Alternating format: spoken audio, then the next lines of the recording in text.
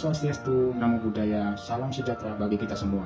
Perkenalkan, nama saya Dr. Yus Firman, spesialis obstetri ginekologi, mahasiswa pasca sarjana Universitas Respati Indonesia, jurusan Magister Administrasi Rumah Sakit, Angkatan 40C.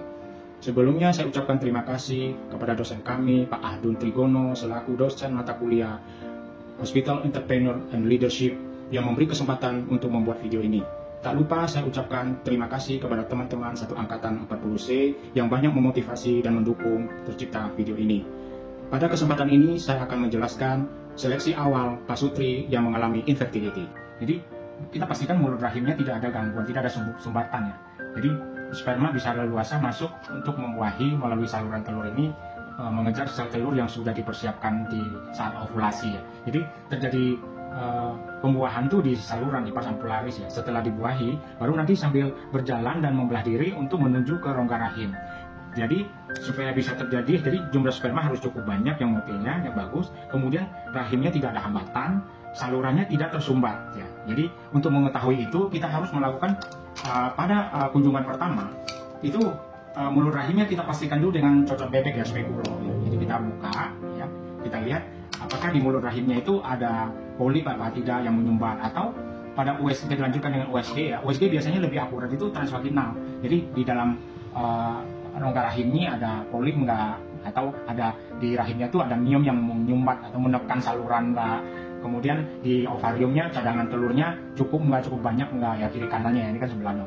Nah, kemudian ada kista enggak? Kista yang biasanya mengganggu itu adalah kista coklat yang bikin perlekatan sehingga susah untuk terjadi menangkap sel telur ini. Untuk mengetahui saluran ini tersumbat apa enggak, seorang wanita itu kunjungan pertama kita kasih pengantar untuk pemeriksaan HSG namanya.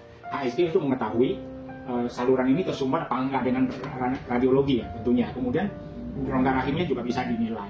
Nah, kegunaan HSG itu selain untuk diagnostik juga bisa untuk membantu terapi, dan zat kontras yang didorongkan dari bawah itu untuk mendorong, misalnya kalau di sini ada fibrin-fibrin yang melekat atau kotoran yang melekat akan didorong keluar sana.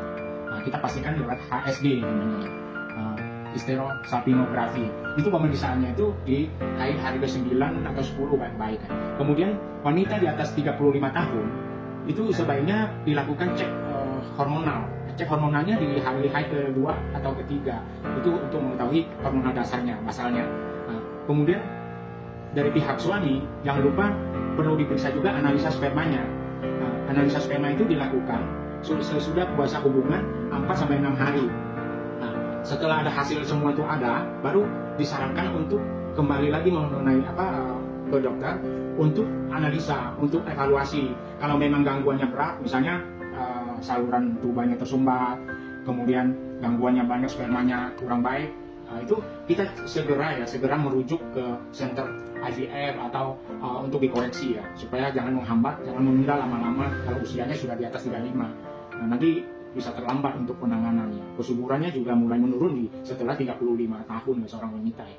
Nah, itu harus segera kita rujuk ya. Kalau misalnya hasil pemeriksaan suami istri hasilnya bagus, nah, kunjungan keduanya kita itu nanti disuruh datang setelah ada hasil semuanya sudah lengkap, nanti baru kita coba kasih penyubur dan atur waktu ketemunya, waktu hubungannya kapan, di masa subur dianjurkan maksimal boleh kita lakukan program penyubur itu ya 2-3 siklus lah ya, jangan menghambat terlalu lama.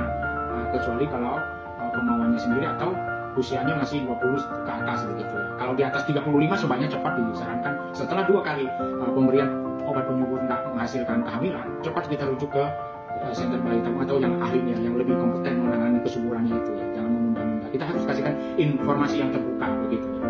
Barangkali itu yang bisa saya sampaikan. Semoga berguna untuk ke depannya.